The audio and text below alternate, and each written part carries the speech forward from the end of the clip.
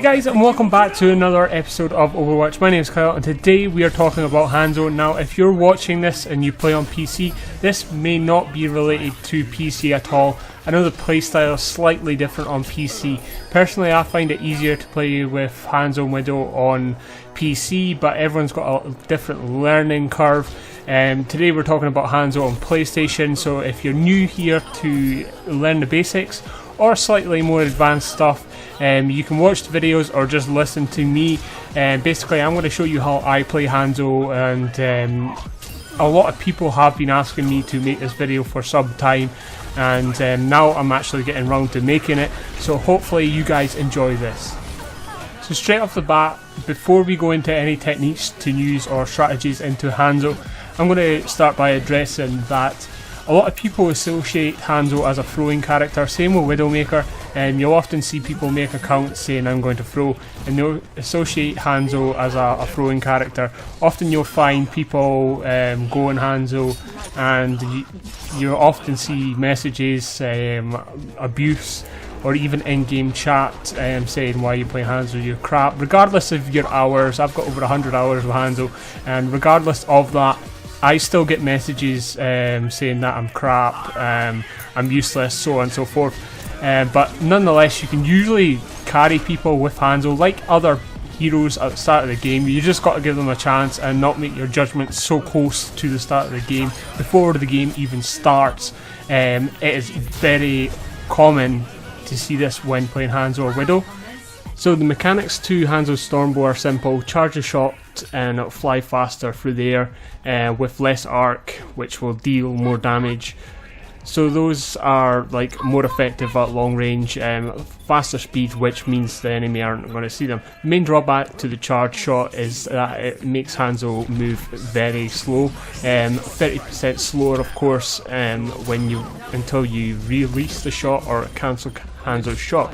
Now, one of the main things I do with Hanzo, you might see in the videos actually, when I'm actually jumping along, I usually jump and then charge my shot, then cancel it, jump, charge my shot, and that's how I usually play Hanzo. That way when you get closer to someone, you can charge a shot and you've pretty much got a shot fully charged, which could pretty much save your life those couple of seconds. The second drawback is to basically a charge shot once fired every 1.2 seconds. An on-charge can be shot more frequently, but will fly really slow. The only problem with not a fully charged shot is I never do like non-charged shots, and the reason behind it, because I don't know how much damage it's going to deal to them. I usually know how much damage 120 hits for a Hanzo's hit points that a charged one does, and I'm not going to know how much damage it's going to do if it's not fully charged, and that could come in a problem with a situation where they're on a sliver of health and you don't know how many hits you need to get into that person. So that's why I always do charge shots. You might see by the videos. I would recommend doing that as well, guys. If you're one of the people who do like the spam shots, I wouldn't really recommend it unless you know you're going to get a kill. Like I said, you don't know what they're going to be on. Fully fired shots do about 66% more DPS overall, and you will typically be using charge shots more often than non-charged shots, like I was saying, guys. The reason for not doing non-charged shots are really slow, and it kind of makes you retreat as well if you wanted to. They will let you finish off weak victim. One little trick I like to do with Hanzo is a bow shot then a melee combo. Keep in mind that Hanzo can do a melee instantly after firing his bow shot. This holds for a true Hanzo's different type of arrows as well, so it kind of adds a little bonus onto that arrow shot of 125, or if you're doing a non-powered shot. It adds just a little bit more balance into that. We're going to jump into the scatter arrow now and basically talk about what I do with the scatter arrow. Now, you might see by the videos, I usually use my scatter arrow typically on tanks if I can, or sticky situations. For instance, like I see a Mercy and I know she's going to revive everyone, or sorry, she can't do that anymore, revive people. I will typically use my scatter to take out a healer. I wouldn't necessarily use it on, for instance, like a soldier or someone who I can take out. I'd highly recommend as well, if you want to get really good with your Hanzo aims with the headshots, jump into training and set it to headshot only. That's the reason I'm really good with Hanzo now. I practice in training quite a lot, and you guys maybe won't want to do that. You might want to jump into quick play and play Hanzo on that, but it does bring sort of an anger to, like I was saying at the start of the video, that people get annoyed at the fact that most Hanzos can't play because their aiming's really bad. Nonetheless, jump into our custom game, set up headshots only. It is really good. For instance, like I think McCree and Soldier's got some of the same heads sort of level. Different ones like Junkrat and Ana, they've got a different head level, and you just gotta get used to the sort of the level of the headshot to the terrain, which you can absolutely destroy everyone doing. The sonic arrow also does more damage like an regular arrow. If you shot directly at the enemy and stick it to the fallen enemy, that is a massive tip you want to do. For instance, if you see a tank, mainly Roadhog, shoot someone with a sonic arrow. If they do retreat, they can retreat to somewhere where their team's going to be and you know where they are. A lot of people don't use sonic arrows for that. They might shoot a building on oncoming enemies and they give away the position, but it's only going to be in that little area. You're typically wanting to shoot your sonic arrow at an enemy to kind of get a little bit of damage, and for instance to see where everyone is, if he's retreating to a health pack or anywhere else on the map. One little trick I like to do, you guys can maybe implement it into one of your games, is the 2 sonic arrows at the start of the game. Now, you might have seen this a while ago where people shoot right up in the air.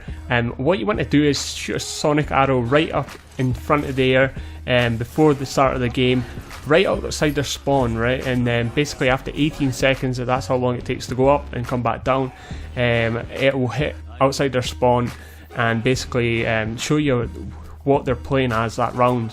And by that time you've got another sonic arrow for that round right at the start of the game to use that to see where everyone else is going. A nice little trick I use while playing Hanzo at the start of the game.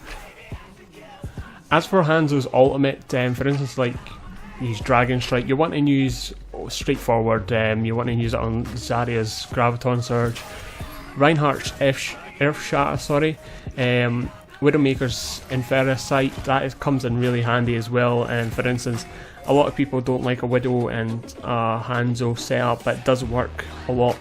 Maze Blizzard is also a really good setup with Hanzo, definitely to get them headshots at everyone as well. It comes in really handy. Keep in mind that Hanzo's Dragonstrike does not take out Symmetra's turrets, teleporters or Tourbillon's turret as well. You have to actually take those out personally, not with the ultimate. Now, one thing I usually do with Hanzo before I go into competitive is jump in a game of quick play. You can usually tell after a fair amount of time with Hanzo, you can usually tell someone's playstyle. For instance, like a soldier or McCree. For instance, if the soldier keeps jumping up and down, what goes up must come down. That's the way I see it. And regardless of what he does, you can land a headshot on him when he comes back down, because people think, oh, jump left, right is going to help, but it doesn't really help. It kind of puts you in a rhythm to take them out. McCree, you don't really want to sort of approach him the same way. If he does come close to you, run up the closest wall and then charge, shot and scatter, arrow right to the foot, or get a headshot on him.